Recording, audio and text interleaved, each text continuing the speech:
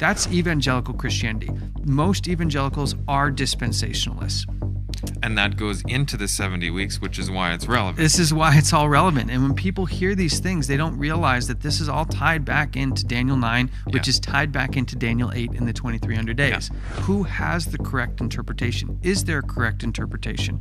Instead of saying, well, Jesus maybe didn't die on this year, he died, 2 or 3 years later, which we're going to get into. Yep. It'd be a lot easier to have an argument stating, well, I think he died in the 20s. Yeah. It would be easier to make that argument. And what's strange is nobody's making the earlier argument. Every single interpretation pushes past into the 30s, into the mid and late 30s. But we see mathematically, it's just not historically possible.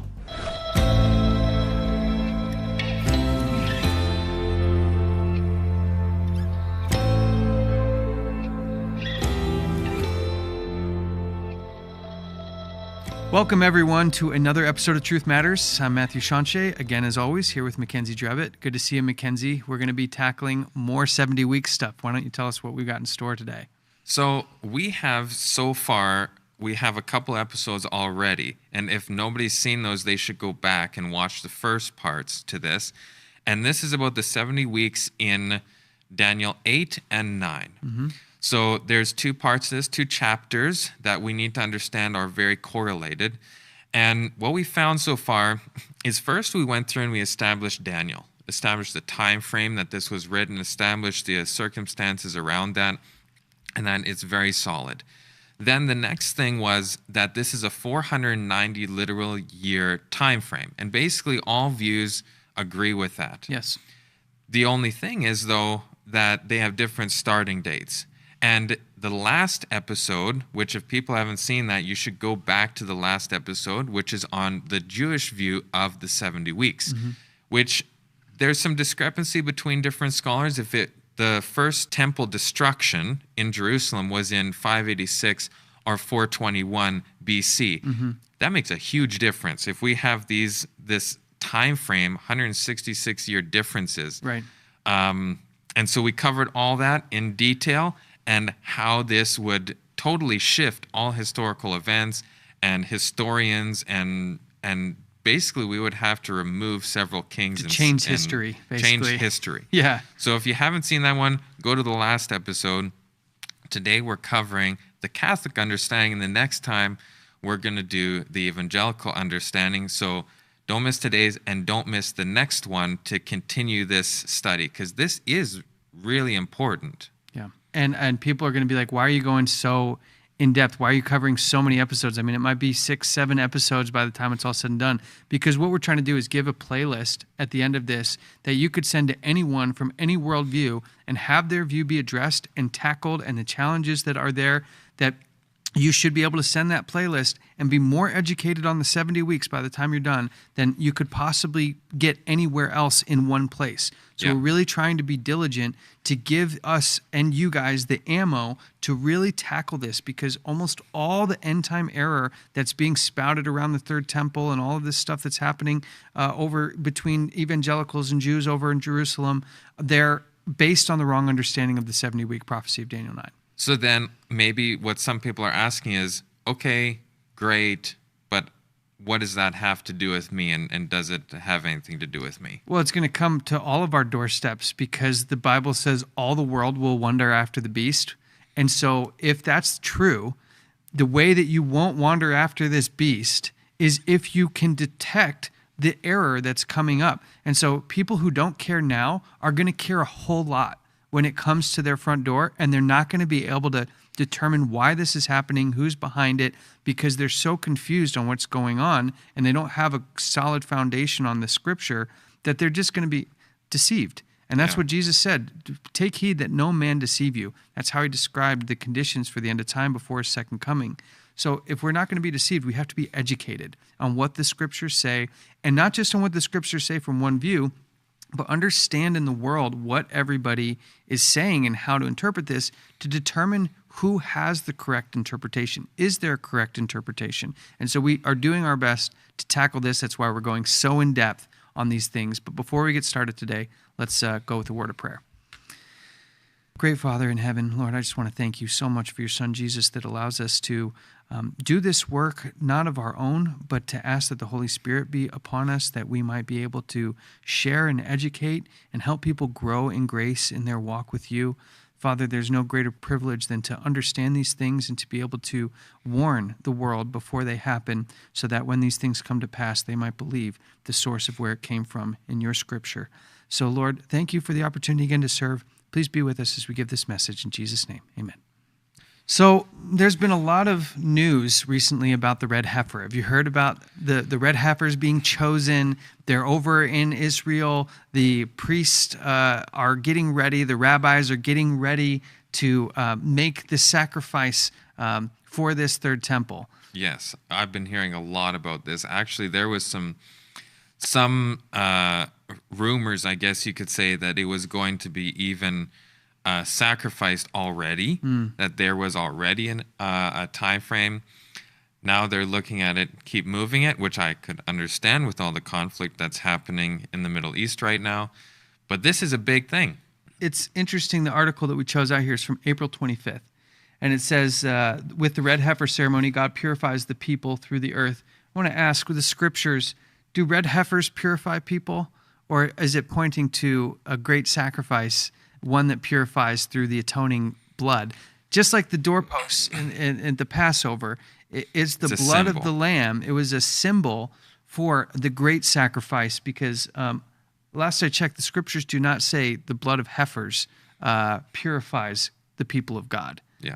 And then in the article itself, I took out a passage here that says some Jews and dispensationalist Christians are working to revive an ancient ceremony. I mean, we've been talking about since the Project 2025 episodes, the Jews and the evangelicals coming together, and it uses the term dispensationalist Christians. Yeah. Now that means basically this view of end-time events that includes a 7-year tribulation period, a pre-tribulation rapture where the church is taken away, and then the Antichrist shows up.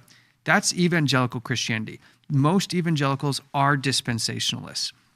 And that goes into the 70 weeks, which is why it's relevant. This is why it's all relevant. And when people hear these things, they don't realize that this is all tied back into Daniel 9, which is tied back into Daniel 8 in the 2300 days. Yeah. So they want to revive the ancient ceremony that they see as a prophecy of the restoration of the temple and the coming Messiah. So there's no doubt that what's happening in the world today, you know, the Bible says, go out, prove all things, hold fast that which is good. We're supposed to look at the world and compare it with Scripture. That's why God gave prophecy, so we'd have so much to determine the times that we're living in and where we are in that stream of time. Yeah. And there's no question we're getting close to something happening with this, as is evidenced by these red heifers and these two groups, Jews and dispensationalist Christians, working towards the same end goal for different reasons. And as we see here, as we kind of touched on the last several episodes, the articles that we shared, they're actively working to change that Temple Mount site, which is currently where the Al-Aqsa Mosque sits. Yeah. At some point, it wouldn't be a surprise if maybe the mosque isn't there anymore in some form or fashion, that there is room to be given for this third temple to be built. Which would cause absolute world upheaval. Yes. Much like in the Trump speech when he said, they told me when I moved the embassy from Tel Aviv to Jerusalem, it'd be the end of the world.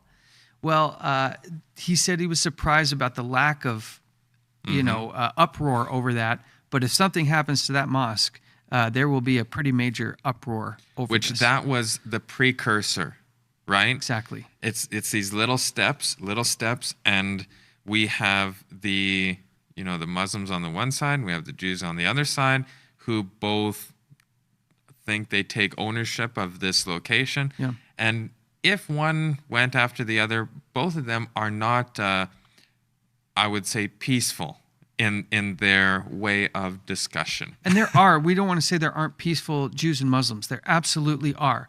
But generally, the people driving this Third Temple movement, this change to bring about the Antichrist and the building of the Third Temple, they're maybe not as peaceful as your average Muslim or Jew would be. So we're talking about the country's ability and military ability, right? Yes. So we're not talking individuals, but how did these countries naturally respond to each other And it's not with a sit-down conversation, typically. We actually saw the evangelical politicians that are going over there. They're being toured around by what is a violent extremist Third Temple Jewish group whose leader was arrested in the States for attempting to kill Muslims. So there are violent factions that are part of this, and the evangelicals are kind of like, let me just put that to the side because you're going to help me get what I want, which is the Third Temple, so I can be raptured away before all this stuff happens. Yeah. And this is the exact article. If people want to go, we've referred to it many times. Go read this. And I also want to say, people have like looked up the authors of some of the articles we share and be like, oh, that person's a left-wing extremist or right-wing this. We're not endorsing the people who write the articles. Even a broken clock's right twice a day. Like, if the information contained in there, like, hey, this politician went over here and met with this person and they tried to get that, the information can still be good. We're not endorsing the people who write the articles. We're just opinions. Saying, but the facts are the same. The facts are the same, and they point to a larger issue. So people really like to nitpick things and miss the bigger picture of what we're trying to do. But this is a great article to prove that American politicians are working to bring about the Third Temple, and they're working with that violent Jewish kind of extremist group in order to be toured around over there. We saw, again, that all the groups that are impacted directly by this, meaning those that attempt to interpret this prophecy, all say 70 weeks or 490 literal years. Daniel 9:24, 70 weeks are determined upon thy people and upon thy holy city. So in Judaism, we learned that they say it's the destruction of the first temple to the second temple, 490 years between the two. But we found, and that's a continuous timeline. There's no break, and that'll become important as we get into the evangelical view in the future. But they determined that this period of time is what spanned the destruction from the first to the second temple, and we determined that start date is really up in the air. That if you take the traditional date of 586, which is supported by all sorts of historical evidence, it's a problem of 166 years, as you mentioned at the beginning. But then if you move the date, you move all of history and all the kingdoms and people involved. So this is basically saying that the same type of thing. And we saw that change, when you change those years, look at what it does to these historical kings. It changes Josiah to 166 years later. Jehoiakim moves into the mid-400s BCs. Jehoiachin, same thing. And that would make the 11th year of Zedekiah all the way into 421 AD, which would mean Daniel would have not even made it to Babylon until 400-something AD, which is not historically tenable. And we use the canon of Ptolemy to establish some of these kings because we don't have to do all the work ourselves. There are a lot of bright people in history who have had interest in these topics, and Ptolemy's canon is one of the most highly respected, sophisticated, and accurate canon of kings that exist in the world today. And it certainly establishes these kings happening before these 400 BC eras when they were really in the 600 and 500 BC eras. So now we're shifting to a Christian worldview because 3 of the 4 groups that we had up there were Christian in nature, the Catholics, the evangelicals, and the Seventh-day Adventists. So we're kind of moving on from the Judaism view. And as we said in the last episode, kind of the last thing we'll touch on the Judaism view, which is we could go further in their interpretation of the prophecy, but if the basic foundation doesn't equate, doesn't add up, there's no need for us to continue.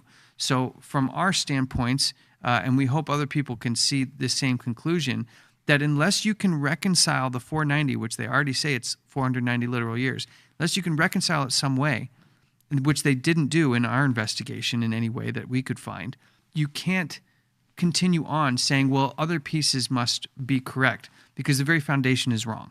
So we're moving on from that view to try to establish maybe what the correct view is. Now, in the Christian worldview, because the Jews don't accept the Messiah as Jesus Christ, they don't account for any of these, what in the Christian world would be significant events. And in general, the Christian worldview associates the prophecy in some form or fashion to some or one or a combination of these types of events. You would have Christ's birth, his baptism, Christ's entry into Jerusalem, Christ's death and resurrection, and in some groups, a 7-year tribulation and a pre-rapture tribulation kind of, a pre-tribulation rapture kind of theology. You also have 2 possible outcomes for the 490 years in the Christian worldview. It's either a continuous, unbroken amount of time, or it's separated. And this will just kind of help move us from the Judaism view over into how the Christian worldview is viewing this prophecy. So today we're tackling the Catholic view. As we saw in the last one, each group kind of picks a different start date for this. And we looked at what the 4 decrees were. Cyrus had a decree in 538. Darius had a decree in 520. Artaxerxes had 2 separate decrees. Now, most of the world doesn't use the first 2 decrees because, again, the math does not add up. It doesn't even come close. So generally, we're just dealing with the last 2 decrees. And in the Catholic view, it's the 4th decree. It's the 20th year of Artaxerxes, and that happened, depending on which source you go to, somewhere between 444 and 446 BC. Same thing here, just kind of giving us an overview of where the Catholic view actually sits. Now, the hardest part about the Catholic view is that Catholics don't teach prophecy, right? When's the last time a priest came out and started talking about, 1,260 days or years, the prophecies found in the man of metals in Daniel 2, or the beasts in Daniel 7, or anything in Revelation? They just don't seem to teach their people prophecy. Yeah. So the hardest part we had about putting this together for the Catholic view is, what do the Catholics actually think? And finding some good sources. Yeah, finding actual sources that would be considered authoritative, not just somebody's opinion that's a casual lay person, but try to find an authoritative source. And the bottom line is the Catholics don't really touch prophecy, but we did find something. The best source we could find were basically the Catholic Encyclopedia and then also St. Jerome. But St. Jerome didn't actually write on the prophecies of Daniel. He just wrote about what other earlier church fathers wrote about it. And we'll take a look at that. Did you know Amazing Discoveries is 100% donor supported? Our ongoing projects to spread the gospel worldwide rely on the generosity of friends and supporters like you. And Amazing Discoveries has many great projects that you can support through your prayers and gifts. You can find out more about each of these projects on our new donor portal. Now we've made it easier than ever to donate. Explore our projects on our website to find one that inspires you. Choose your currency and the rest is quick and easy. If you sign up as a user of our donor portal, you will be able to see a list of all your donations and be able to add recurring donations and make edits anytime. It's so easy. U.S. donors are even able to print their own tax receipts. With our new donor portal, you're able to have full control and oversight over all your donations. AD has many projects to choose from. Check them out in our new donor portal. From broadcasting in North America, the UK, and Australia, to our annual budget, our web study portal, and more. Your support is a godsend, and we are incredibly grateful for your partnership. If you've been blessed by the work of Amazing Discoveries and inspired by the projects we're working on, if you'd like to see more people reached for Christ, please consider donating as the Spirit impresses you.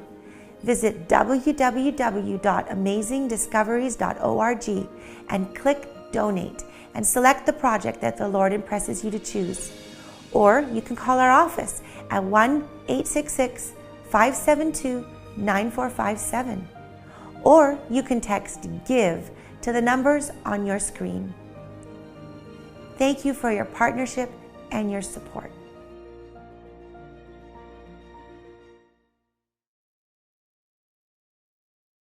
So this says, most commentators admit, indeed, that the 70 weeks are weeks of years, which fall into 3 periods of 7, 62, and 1 weeks of years, respectively, but they are still at variance with regard to both the exact starting point and precise terminus of the 70 weeks.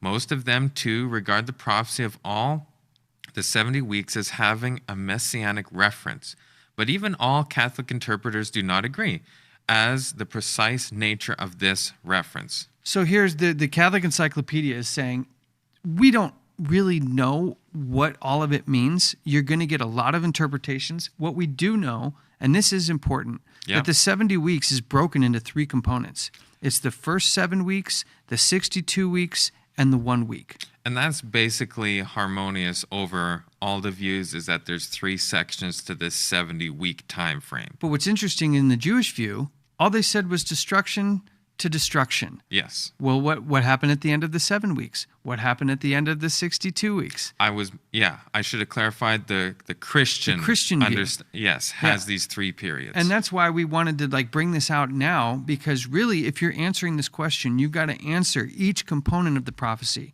And in the Jewish perspective, they just didn't offer that delineation. And it's really important. So the Catholics understand. Well, because it is directly prophecy connected to Christ, which they even suggested that here. It has messianic references. Yep. Which would be a problem for Jewish understanding. Exactly.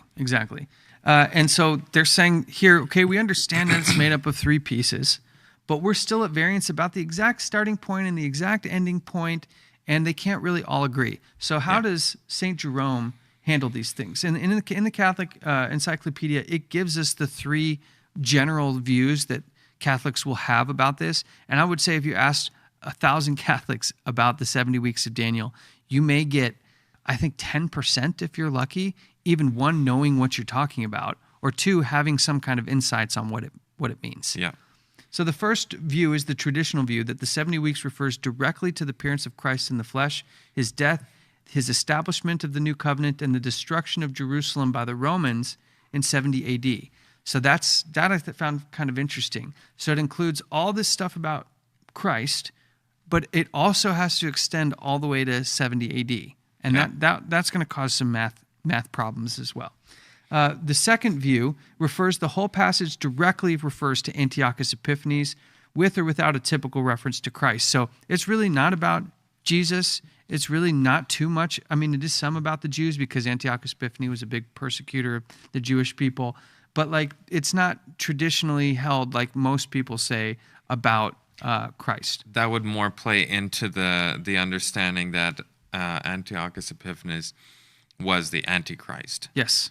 So which is another view in Catholicism that they hold.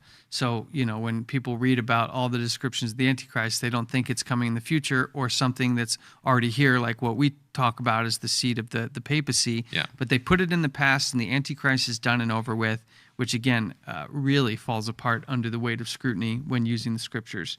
And the third view is a prediction of the development of the kingdom of God from the end of the exile to the fulfillment of that kingdom at Christ's second advent. So these people from the end of the exile, which is either, it doesn't define either the Egyptian exile or the Babylonian exile, or regardless, to say that 490 years spans from either one of those to the second coming of Christ. Right. This third view just throws the literal 470 years out the window. Yeah. So the second and third views are almost entirely historically untenable and scripturally untenable, just not possible. So really, you're just left with the first view.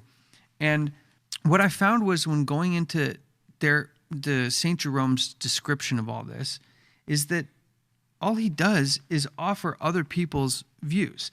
He gives you, because there's no official Catholic commentary, Jerome's like, I don't really know the answer to this question. So how about this? I'll give you Africanus, I'll give you Eusebius, I'll give you Hippolytus, I'll give you this guy of Laodicea and Clement and Origen. Yeah. But the problem is, all these guys have different interpretations. So the bottom line is, you're left with hey, it could be any of these 5 or 6 views, but all 5 or 6 views are out of harmony with one another. Yeah. So it's up to you, person, to determine which one of these guys may have it correct. Maybe none of them have it correct. You don't really know. And so for a person trying to understand these things, and the papacy wanting to act as this arbiter of truth standing in between you and the Bible, well, here they say, well, you're going to have to figure it out yourself amongst all these guys. Yeah.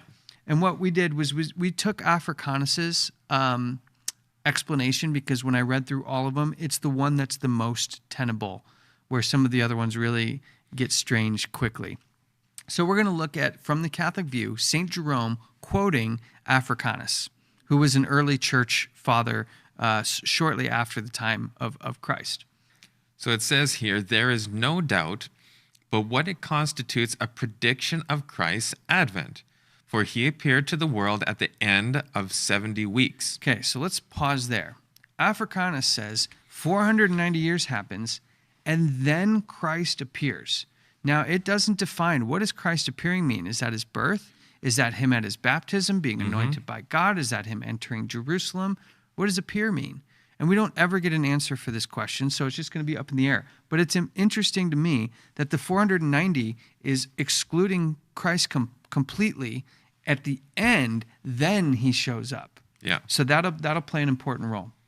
Now the angel himself specified 70 weeks of years, that is to say 490 years from the issuing of the word to the petition to be granted at that Jerusalem be rebuilt.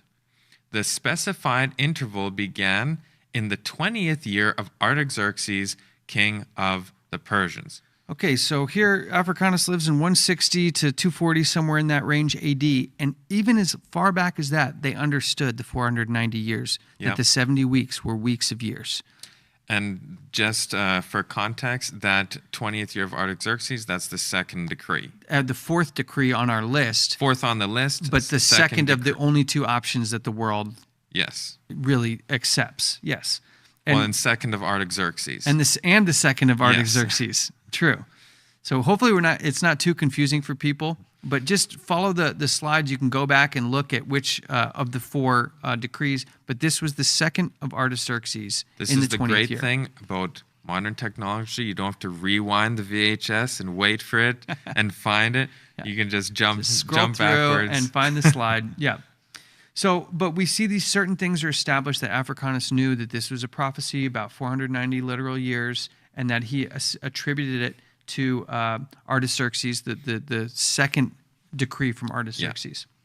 Yeah. It was the 185th year from the captivity of Jerusalem when Artaxerxes first gave orders for the walls of Jerusalem to be built. Nehemiah was in charge of this undertaking, and the street was built and the surrounding walls were erected. And this was between 587 BC and 446. And St. Jerome says actually only 141 years. Yeah, so he went in, Africanus, or St. Jerome, after Africanus, and tweaked this a bit. Yeah. Because this wasn't exactly right historically. So St. Jerome comes in and says, well, actually, no, it's 141 years.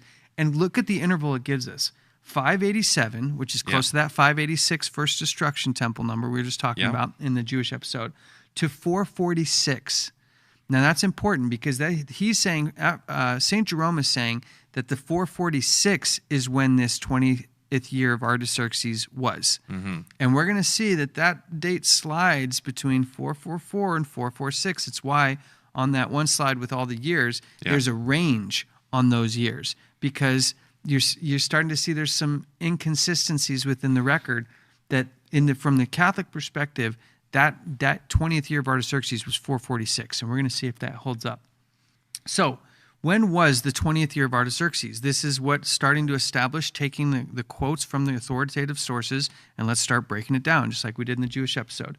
Nehemiah 2:1, and it came to pass in the month of Nisan, in the 20th year of Artaxerxes, when wine was before him, that I took the wine and gave it to the king. Now I had never been sad in his presence before. So the Catholic sources are saying the 20th year of Artaxerxes was either 445 or 446. We see St. Jerome said 446. The issue is the math does not work, and in order to make it work, they're going to have to make some changes to the calendar. So let's just do the straight math without diving further in. When does this whole thing start? They're saying 445 or 446. Yeah. When does it end? Well, it's actually undefined because it just says when he appeared to the world, and we don't know how that's defined. Mm-hmm.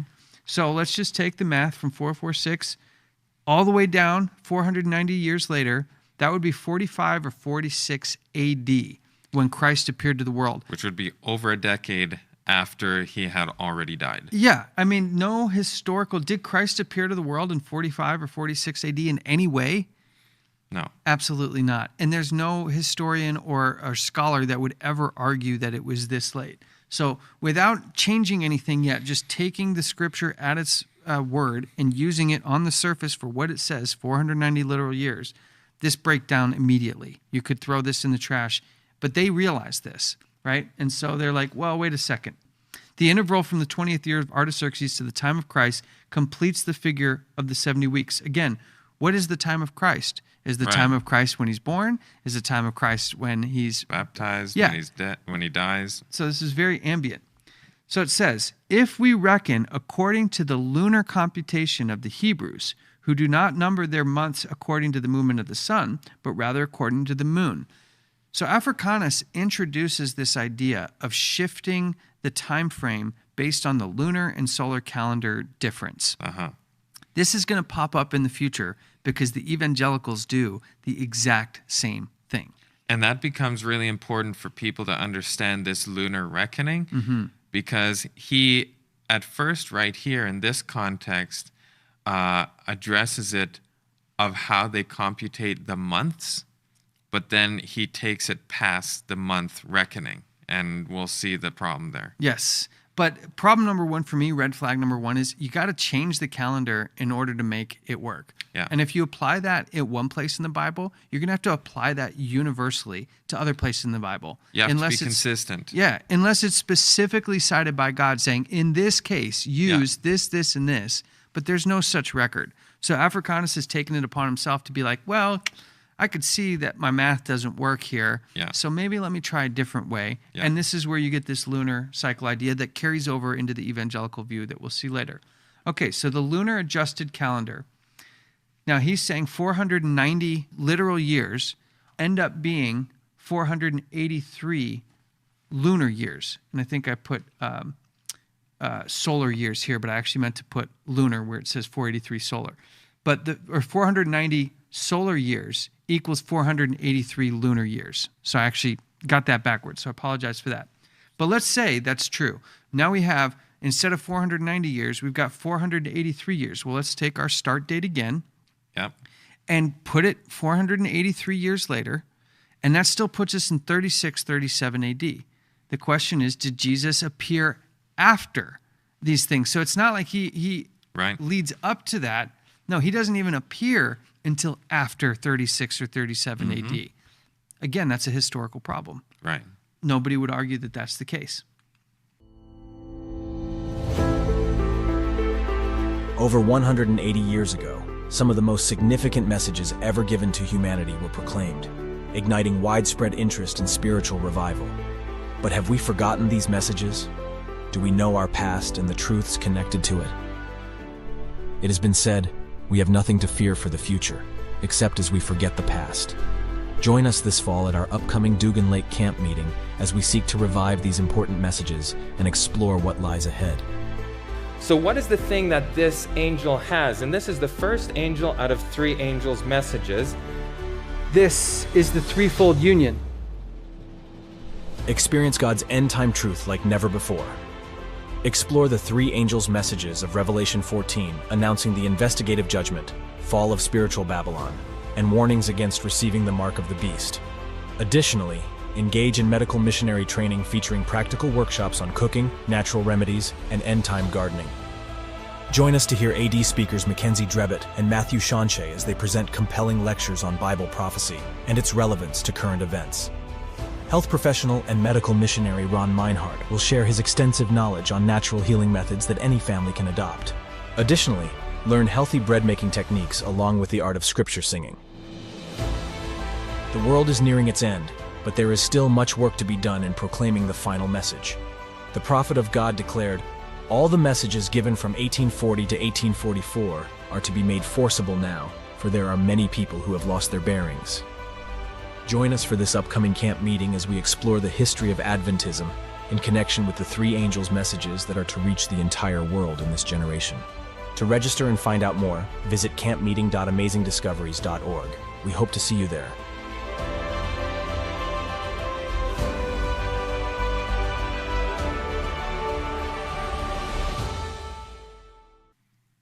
So given the information we have available, is it historically possible or tenable in any way for Jesus to have appeared by birth, baptism, entrance into Jerusalem, or death or resurrection as late as 37 BC? No. Historically, we have plenty of evidence around this. Even people who don't believe that Jesus was God or the Messiah or anything like that. Right. Say that there was a guy named Jesus, and he was around this period of time until he died. And we're going to now use other Bible information to unequivocally establish that a date this late is impossible. Yeah. The Bible gives us plenty of resources to tackle this issue. A lot of times, like people, they get an authoritative source, they read it, and they're like, oh, this guy's smart. He was there close to the event. It must be true. Yeah. But this is why we have to go through and use all the information that God's given us. One of the biggest keys to tackling this whole issue is understanding when Jesus must have been born. Now it says in Matthew 2:1, now when Jesus was born in Bethlehem of Judea, in the days of who? Herod the king. Herod the king. So was Jesus born before or after Herod was alive? When Herod was alive. Yeah, he would have to have been born while Herod was still alive. And king. And king. So the question really in establishing if somebody could come around as late as 36, 37 BC can be answered as simply as establishing when Herod lived and died. Yeah. So the question becomes, can we establish when this was?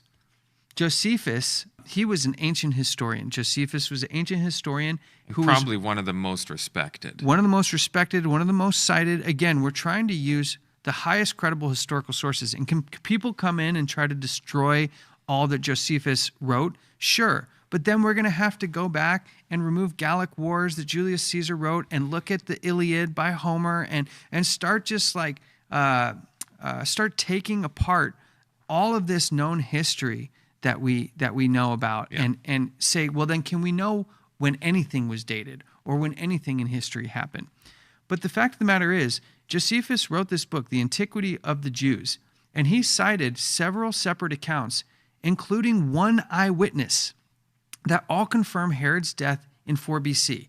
Now imagine having the records from a person who lived and was a historian, and we're going to dive into who that was, and they're writing these things. Herod on this day did this, and then on next week this happened, and later that year, at this point in time, he died. Yeah. I was there for this. That's about, in the court of law, an eyewitness testimony is one of the highest forms of testimony you can have. So Josephus cited that Herod died between a lunar eclipse and a Passover. So now we have a little bit more information. Not only does he have an eyewitness account, but he knows that Herod died between this eclipse and this Passover. Yeah. And when you look at when these eclipses happened, which is why astronomical events are so good at placing things in time. That's why in the Bible it says he put these things in the heavens for signs. Exactly. So that we can know exactly when these events are taking place. Yes, and he knew that there was going to be, differences of views and things in the future, and are able to set these things in accordance with things we can't argue. You can't just make an eclipse happen in a certain year because you want it to, right? So the eclipse that matches Josephus's account has been astronomically dated to March 13th, 4 BC, with the Passover starting in April of 4 BC. So very small time frame. It's a very small time frame and a very specific one. Like you can't move that eclipse to some other date. And I've seen some that have tried, and we'll tackle that in the evangelical episode. But again, just like the rabbi in the previous episode saying that, well, that's not really the date for the destruction of the first temple. Okay, anybody can say anything. Where's your proof?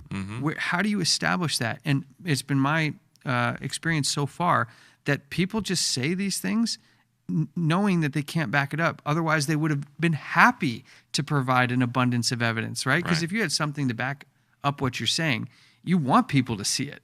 And generally, they have nothing to show for it.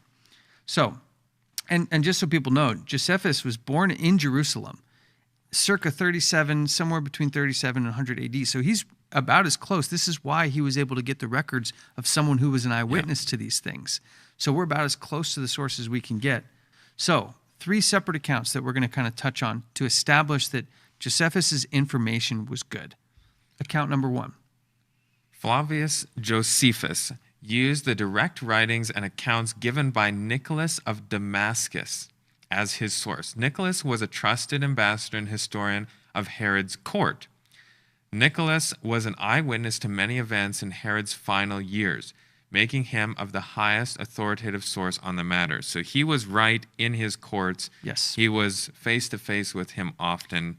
And he was a writer and historian.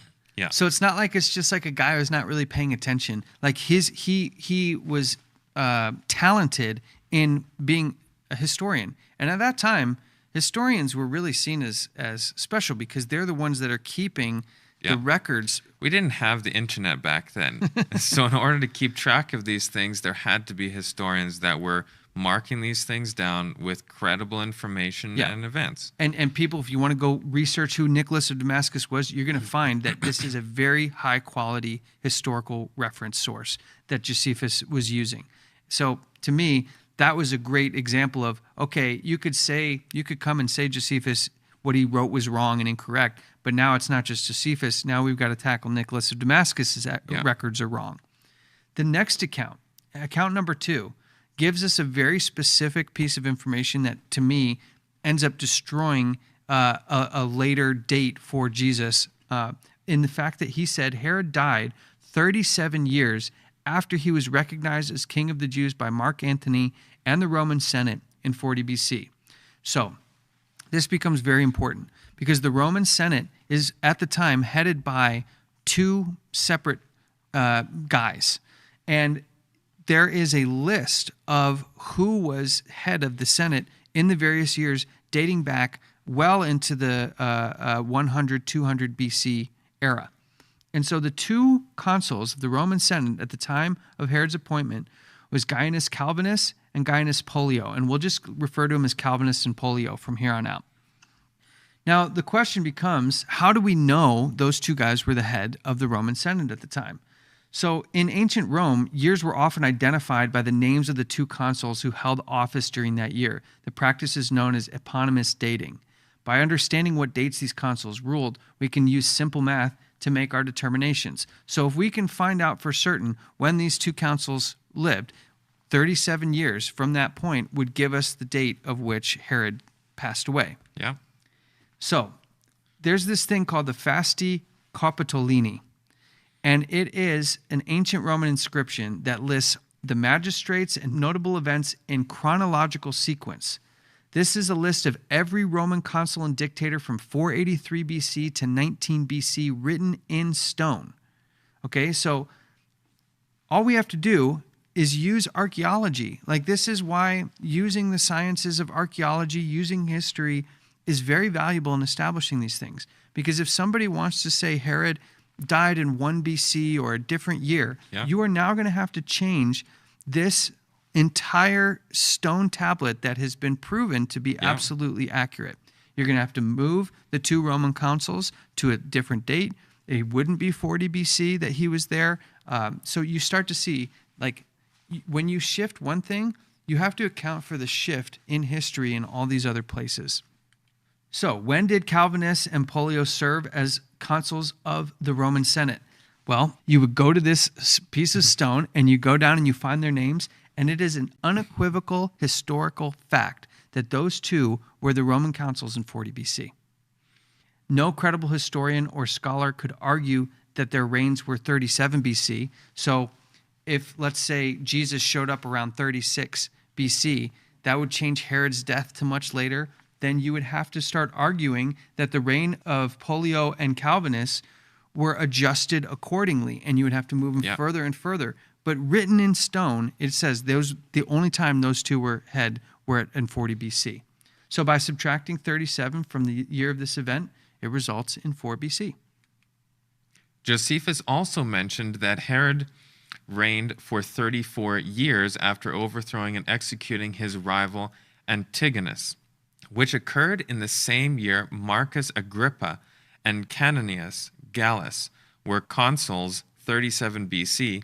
Subtracting 34 from 37 gives the year 4 BC. And there's like 5 or 6 other accounts that could have been included here where no matter which way you slice it, it ends with Herod dying in 4 BC with an eclipse happening before a Passover. And like, so you start to like really see It's a very aligning. solid date, very solid time frame that can't be moved. We start to move that, we shift all of history, like we said. And I hope people really get the import of that, because it's not as casual as being like, well, because in most of the evangelical world, as we'll get into in the next episode, they want to say Herod died in like 1 BC. But you can't just say that. Because I think when people think of BC AD or BCE and CE, BCE,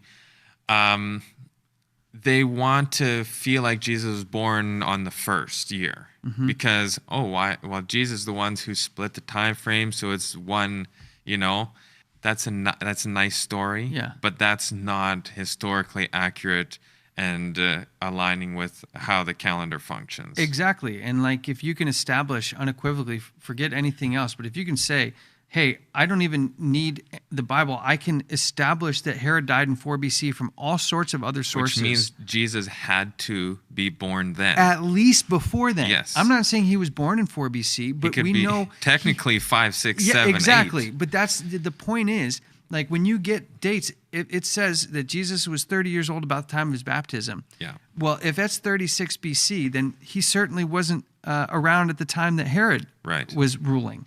And so this is why it's very important to establish other historical figures and who they were and what events, like in this case, executing and overthrowing Antigonus, like that only occurred at a specific point in history. Yes.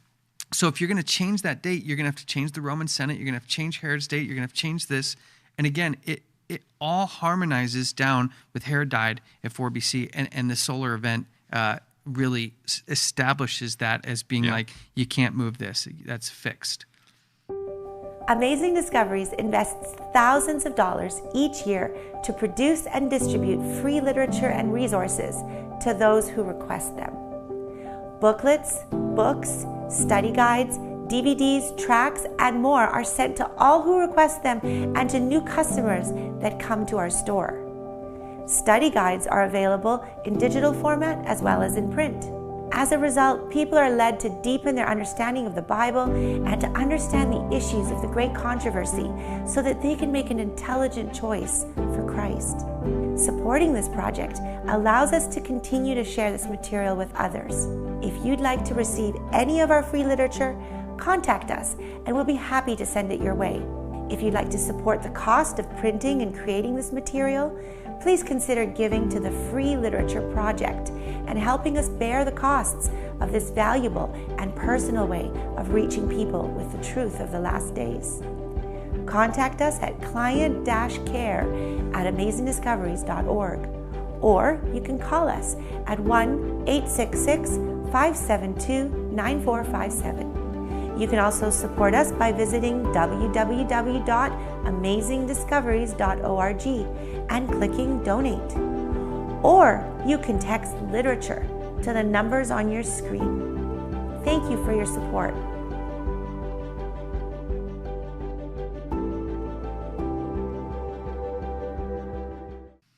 So let's kind of like run through what this means now. Herod the Great is appointed king of Judea by the Roman Senate in 40 BC. That's an absolute historical fact.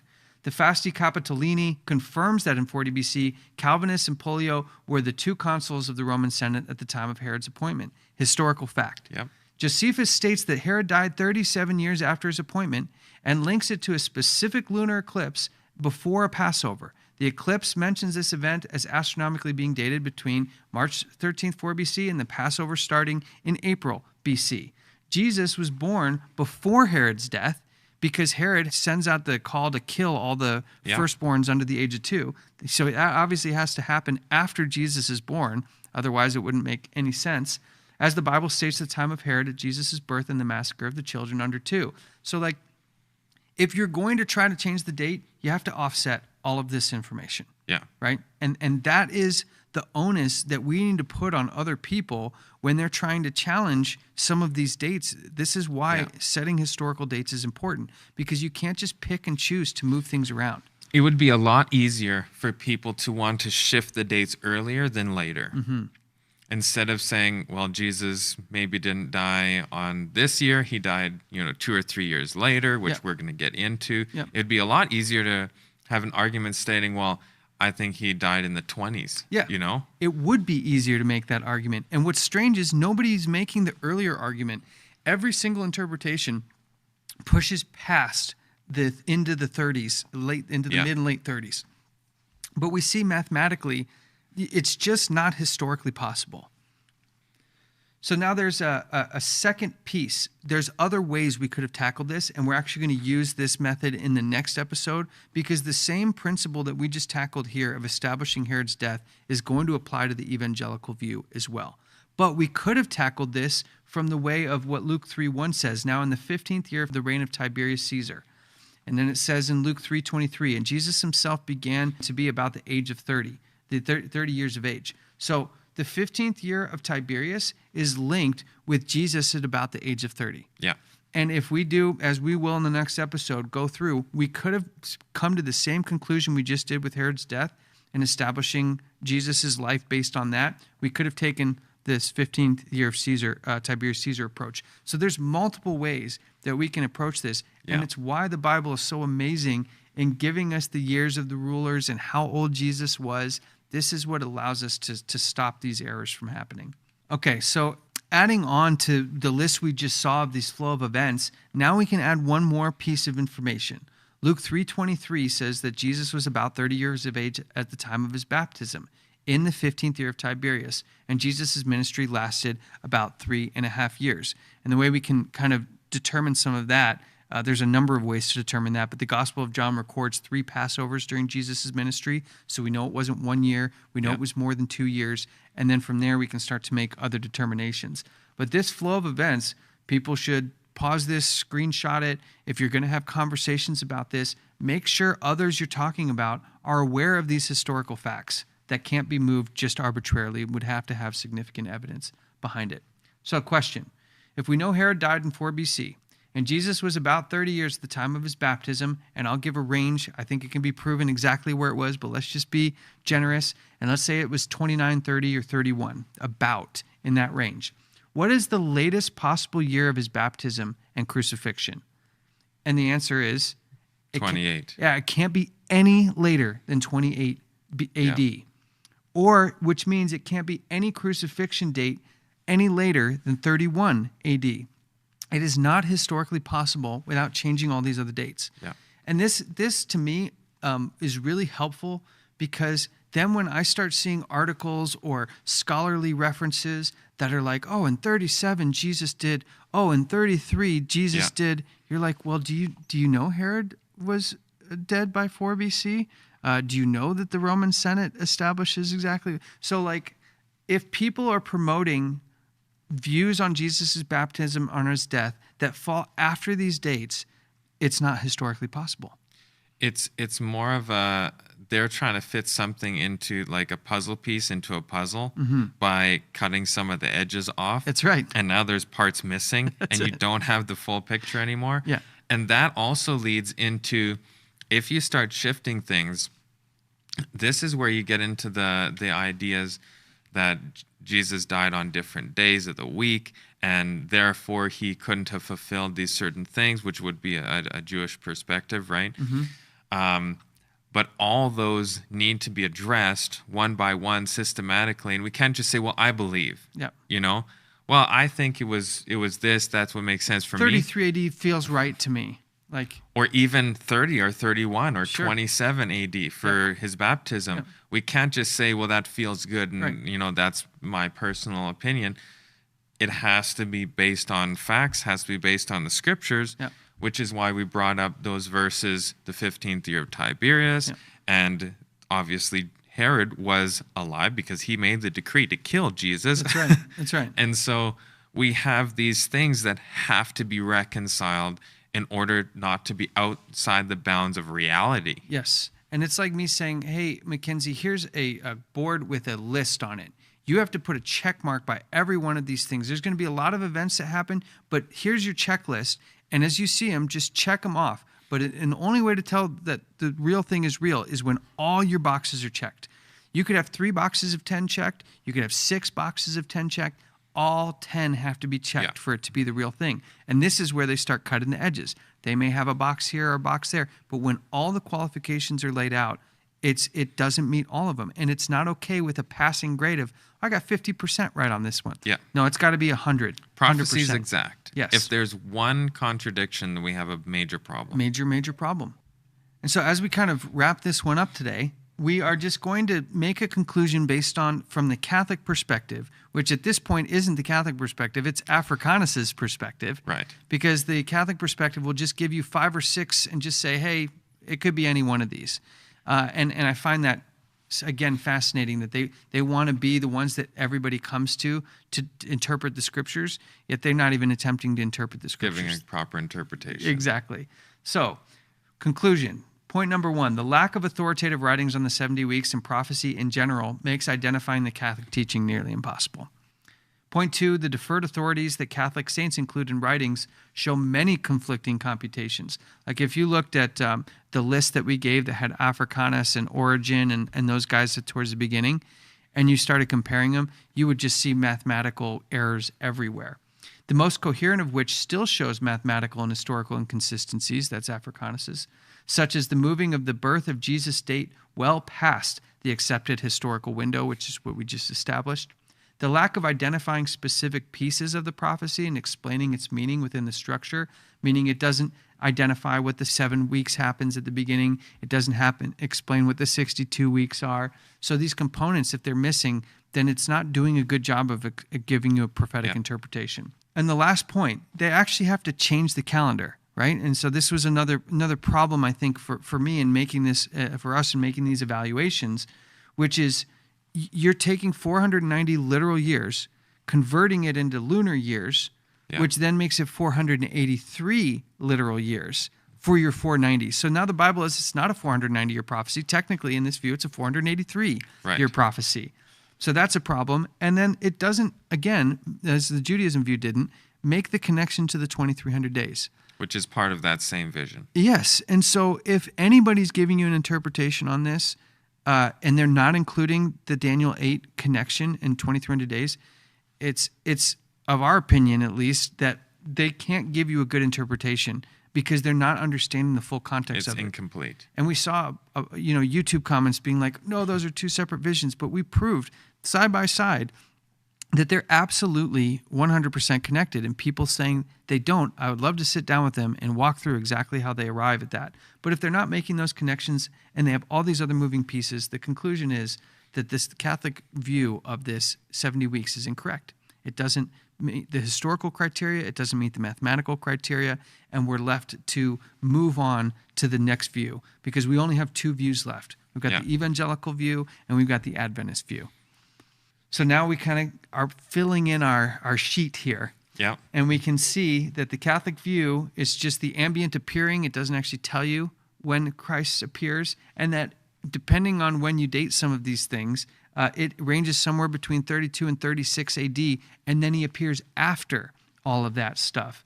But it does say it's a continuous time frame. The 490, which is technically 483 lunar, is a continuous time frame, just like in the Jewish time frame is a continuous time frame. When we look at the next one, the evangelicals, we're going to notice that's going to change a little bit, and that there will be a breaking off, not a continuous prophecy, but a breaking off of the last 7 years. So now that we've kind of covered this Catholic view, which was probably one of the simplest ones because it was the least grounded and it had the least amount of information to really cover, and very easy to discredit these alternative dates because we have so much evidence pointing to 4 BC being when Herod died. We have this lunar eclipse. We have the Passover. Jesus has to be born before Herod dies. And it becomes extremely clear that that doesn't hold water. And then that leads us into the evangelical view. Yes, and we want people who are watching the end of this, hold on to this information in your mind because these same principles that we've established with Herod's death are absolutely going to be critical in evaluating the evangelical view and evaluating the Adventist view. Like, this is what being a neutral observer, which is what our friend Pandit, Dr. Pandit talks about. Yep. If you want to be a truth seeker, you want to gather information as a neutral observer and let the evidence sit where it may. Put everything through the weight of scrutiny. And so we'll do the same thing with the Adventist view. And what we'll see is establishing that Herod's death date is going to be critical to evaluating all the other views. And in fact, I'd like to encourage any Catholic viewers to take Daniel 9:24 through 27 into your priest and demand for some kind of answer, because God does not put these things here arbitrarily. Read it through. You can tell it's something important. The world is clamoring over what's happening in Israel. Is this important? Put the onus on your pastors, on your ministers, on your priests. People should be asking these questions. There are thousands, maybe millions sitting in pews of churches, just like, where's my meat? Where can I learn? Why am I not growing? Why am I not progressing? Why is the world getting worse and I'm not understanding these things? So you don't have to be dissatisfied with what you're getting in church. Go study and bring those questions. And if the people that you're learning from can't answer them, then maybe you need to find a new group and a new place to study. And again, I want to remind people to go to adtv.watch. The podcast comes out early on adtv.watch. And if you haven't seen the previous episodes on the 70 weeks, please go back and watch those and make a login, and then you'll be notified when the new ones come out. Yeah. So thank you very much. Please like, share, and subscribe, and we'll see you in the next video.